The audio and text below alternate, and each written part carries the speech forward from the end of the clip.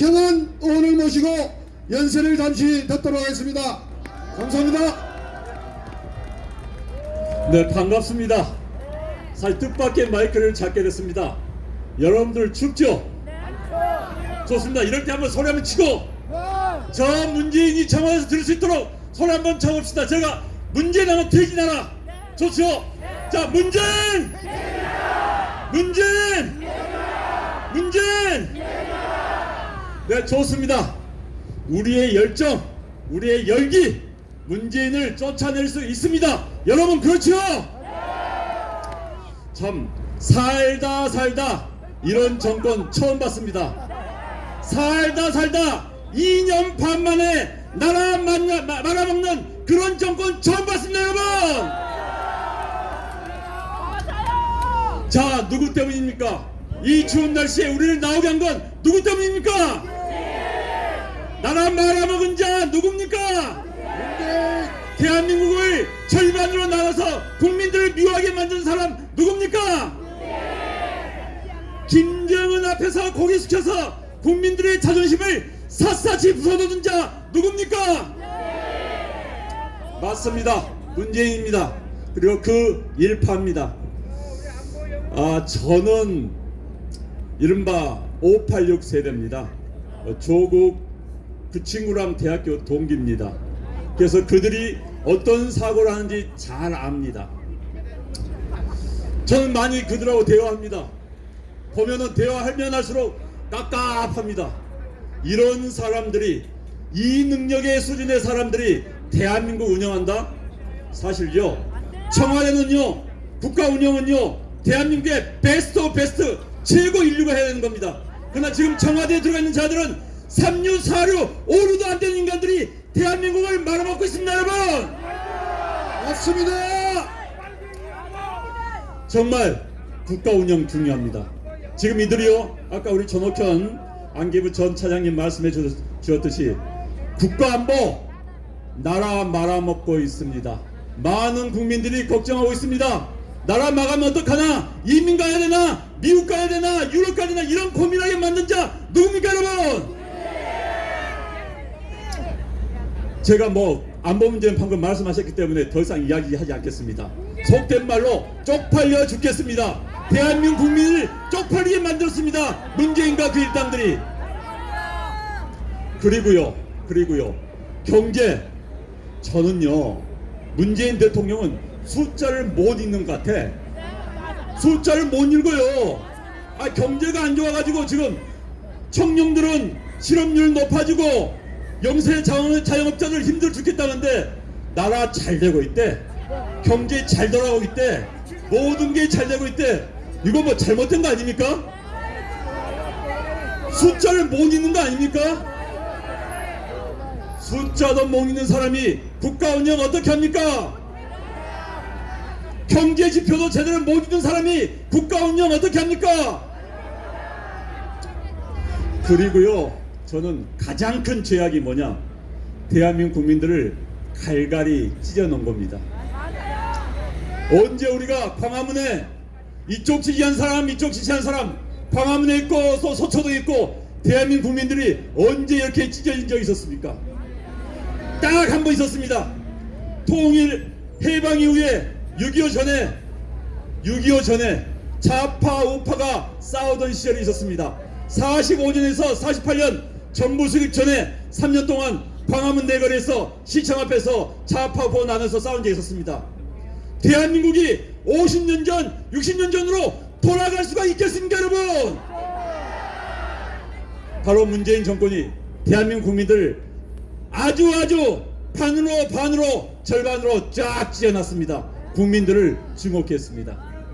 그러면서 대한민국을 10년, 20년, 100년 장악해 나겠다고 합니다. 저는요, 이 사람들이 한편으로는 무섭습니다. 왜요? 무식하면 용감합니다. 무식하면 용감해요. 무식하니까 제 나가는 겁니다. 지금 저들이 하는 거 보면요, 지금 사법 장악을 하겠다. 저는 KBS 기자 출신입니다. 검찰 출입 기자를 해봤어요. 한 2년 해봤기 때문에 검찰 시스템 잘 압니다. 검찰들 지금 부글부글 끓고 있습니다. 아니, 어느 나라 대통령이 자기의 집권 후에 첫 번째 공약이 검찰 개혁이라는 나라 하는 그런 대통령 있을 수 있습니까, 여러분? 검찰은요 자기 부하 직원이에요. 검찰청은 정확히 말하면 행정부 산하의 법무부 산하의 외청입니다. 자기 부하 직원입니다. 자기 부하 직원 개혁하겠다고 자기의 공약 1호로 내세운 그런 점스러운 대통령이 세상에 어디 있습니까, 여러분? 최소한 집권 후에 제1번 가장 중요한 공약이라면 난 국민들을 통합하겠다, 국민들 잘 살게 만들겠다, 선진국 만들겠다, 세계적인 자랑스러운 나라 만들겠다, 이것이 대통령다운 공약입니다. 그런데 공약 1호가 검찰 개혁하겠다? 물론 검찰 얼마나 무서웠으면 그러겠습니까? 마음은 이해합니다. 마음 이해해요. 얼마나 무서웠으면 그렇겠습니까? 저는 장담컨대요, 정권 바꾸면은 우리들이 정권을 잡으면은 저 사람들 깜빵 갈 사람 많습니다. 국립대학교 들어갈 사람 많습니다, 여러분. 저들이 박근혜 대통령과 그 당시에 국정을 운영했던 사람들에게 적용했던 제목을 그대로 적용한다면 지금 청와대에 있는 사람들, 장관들, 공무원들 들어갈 사람 엄청나게 많습니다, 여러분. 아마도 의왕구치소, 서울구치소, 서울동부구치소 꽉 찰지 모릅니다, 여러분. 그런데 이 철없는 사람들이 3류들 4류 5류들이 앞으로 대한민국을 10년 20년 더 우려먹겠다고 합니다. 피를 쭉 빨아먹겠다고 합니다. 여러분 이거 두고 볼 수 있습니까, 여러분? 막아야 됩니다. 막아야 됩니다. 이 3류들이 대한민국 운영하는 거 막아야 됩니다. 결국 막는 방법은 일단은 이번 총선에서 이기는 겁니다. 맞죠? 이겨야 됩니다. 무조건 이겨야 됩니다. 무조건. 자, 우리의 이승만 대통령이 말씀하셨죠? 뭉치면 살고 흩어지면 죽는다. 제가 뭉치면 하면 여러분들 뭉치면 흩어지면 저도 요즘 야당 우리 그 혁신통합추진위원회에서 뭐 일을 조금 하고 있습니다만 정말 뭉치면 살고 흩어지면 죽습니다. 이번 총선은 정치의 문제가 아닙니다. 국가 생존의 문제입니다. 이번 총선은 어느 누가 이거의 문제가 아닙니다. 죽느냐 사느냐의 문제입니다. 우리가 죽느냐 사느냐, 이번 총선에서 우리 보수 중도 세력이 만약에 진다면 우리 모두 죽는다, 전부 한강에 뛰어내려야 된다, 이 각오로 선거에 임해야 됩니다, 여러분. 정말 저는 마음이 급합니다. 하루하루 마음이 급합니다. 만에 하나 우리가 선거에 진다, 그리고 저들이 5년 10년 정권을 잡는다, 저들이 잘하는 수법이요 알박입니다. 뭐 꽉 박습니다. 지금 구조적으로 장기 집권을 하기 위한 핵책에 들어갔습니다. 대표적인 게 검찰 장악, 사법 장악입니다. 여러분들 사법부를 우리가 가끔 좀 우습게 보는 경향이 있는데 사법부를 장악하면요 민주주의의 근본 자체를 흔들어 버릴 수 있습니다. 자, 현대 정치의 가장 큰 문제는 제가 정치학을 좀 공부해서요, 정치와 사회의 사법화입니다. 모든 정치적인 쟁점이, 정치는요 정치에서 정리를 해줘야 되는 겁니다. 정치에서 각 이해관계를 정리를 해줘야 되는 겁니다. 그래 대한민국의 정치 집단이 그 능력이 안 됩니다. 그러니까 몽땅 법원으로 끌고 갑니다. 판사님 앞에서 판사님 저 당이 잘했습니까? 우리 당이 잘했습니까? 우리 당이 잘했지요. 판단 내려주십시오. 이렇게 끌고 갑니다. 결국은 판사들이 모든 결정을 내려버리는 그런 상황이 왔습니다. 미국도 그렇게 가고 있습니다. 우리는 더더욱 심합니다. 그래서 이들이 잘 알고 있습니다. 이 상황을. 그래서 사법부를 장악을 하겠다는 겁니다. 그래서 우리법 연구원이, 저기법 연구원이 그 판사를 통해서 사법부를 완전히 장악해서 대한민국 민주주의를 싹 쓸어버리겠다는 겁니다, 여러분. 그들은요 민주주의를 위장한, 민주주의를 가장한 독재를 꿈꾸고 있습니다. 독재는요 여러 체제로 할 수 있습니다. 이들은 선출된 독재를 하겠다는 겁니다. 선출된 독재를 하기 위해서는 일단 입법을 장악하는 겁니다. 그리고 무엇보다도 사법부를 장악하는 겁니다. 베네수엘라가 그렇게 했습니다. 베네수엘라가 입법부 장악한 다음에 국민들한테 돈 뿌려주겠다, 돈 뿌려주겠다 법을 있는 정책 쓰면서 입법을 장악했습니다. 그 다음에 입법을 통해서 사법부를 장악합니다. 그래서 저 베네수엘라가 적고 올렸습니다. 그 부자였던 베네수엘라가 지금은 국민들의 3분의 1이 굶는 그런 나라가 됐습니다. 이대로 가면 대한민국이 베네수엘라가 될 수 있습니다. 여러분 막아야 됩니다. 여러분 우리가 어떻게 만든 나라입니까? 어떻게 이루어진 나라입니까? 아시겠지만 여기에 그런 분들 계신지 모르겠습니다. 60년대 독일에 우리의 간호사들이 갔습니다. 우리 간호사들이 너무 열심히 했습니다. 시신을 닦습니다.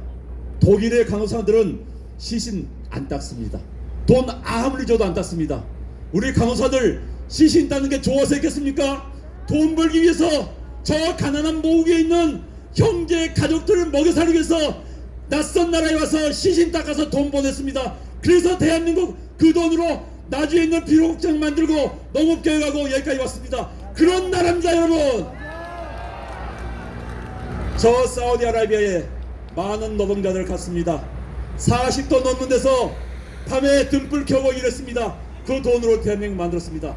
그런 나라를 이제 망쳐들게 하겠다고 저들이 하고 있습니다. 이렇게 볼 수 있습니까 여러분? 저는요 가끔 밤에 잠을 자다 깰 때가 있습니다. 그러면 그런 생각을 합니다. 30년대 40년대 독립운동하던 우리의 선열들, 저 추운 만주벌판, 서울 추운 건 추위도 아니에요. 만주벌판 영하 30도 40도 그 넘는 만주벌판을 헤매면서, 그리고 일본군에 쫓겨가서 죽으면서 고향에 계신 어머니 고향 산청을 노래 불렀던 그 독립투사들의 한과 애안을 기억합니다. 생각합니다. 6.25 때 동부전선 서부전선에서 초소에서 어머니를 외치면서 죽었던 10대 소년병들의 아우성을 기억합니다. 그런 사람들의 피와 땀으로 만든 이 나라를, 이 나라가 망하는 걸 여러분 두고 볼 수 있습니까 여러분? 막아야 됩니다. 그렇게 만든 나라입니다. 자랑스러운 나라입니다. 전 세계에서 2차 세계대전 이후에 120여 개 국가가 독립했습니다. 그 나라 가운데서 가장 잘 살고 가장 나라다운 나라를 만든 게 우리입니다. 우리가 안 먹고 안 자고 피땀 흘려서 이 나라를 만들었습니다. 그런데 아무것도 하지 않으면서 무임승차한 저들에게 이 나라 맡겨줄 수 있습니까 여러분? 맞습니다. 우리가 국교 운영해야 됩니다. 우리가 이 나라 맡아야 됩니다. 무식하고 오만하고 무능한 저들에게 대한민국 맡겨둘 수 없습니다. 이제는 되찾아 와야 됩니다 여러분. 자, 그러기 위해서는 선거에는 반드시 어찌해야 되죠? 무조건 어찌해야 되죠? 맞습니다. 이겨야 됩니다. 자, 우리가 만든 나라, 자랑스러운 대한민국 반드시 지켜야 됩니다. 이민 가겠다는 사람 있어서 안 됩니다. 끝까지 이 나라 우리가 지켜야 됩니다. 저들을 몰아내고 대한민국 우리가 지켜야 됩니다. 그리고 다시 한번 대한민국 자랑스러운 나라, 먼 우리 조상들이, 우리 후손들이 볼 때 야, 우리 조상들 정말 멋있었다. 잠시 이상한 인간들이 와서 국가 운영하려고 했는데 멋진 조상들이 다 몰아내고 국가 정상으로 만들었다. 우리 조상님들 감사하다. 이런 나라 만들어야 됩니다. 만들 수 있지요 여러분? 만들어야겠지요? 맞습니다. 그런 나라 한번, 멋진 나라 한번 우리 만들어 보십시다 여러분들. 자, 우리나라가 제일 좋은 게요 두 가지. 먼저 하나가 있습니다. 새해 인사 우리는 두 번 합니다. 1월 1일날 새해 인사 한번 하고 구정 때 새해 인사 또 한 번 하고 덕담할 수 있는 좋은 나라입니다. 여러분들 힘내서 이번 총선 반드시 승리하고 그 전에는 새해 복 많이 받으셔야 됩니다. 운수대통 하셔야 됩니다. 만사형통 하셔야 됩니다. 대한민국도 만사형통 해야 됩니다. 여러분들 새해 복 많이 받으십시오. 그리고 제가 외치면 여러분들 영원하라 외쳐주십시오. 자, 대한민국이야! 대한민국이야! 대한민국이야! 영원하라! 네, 감사합니다.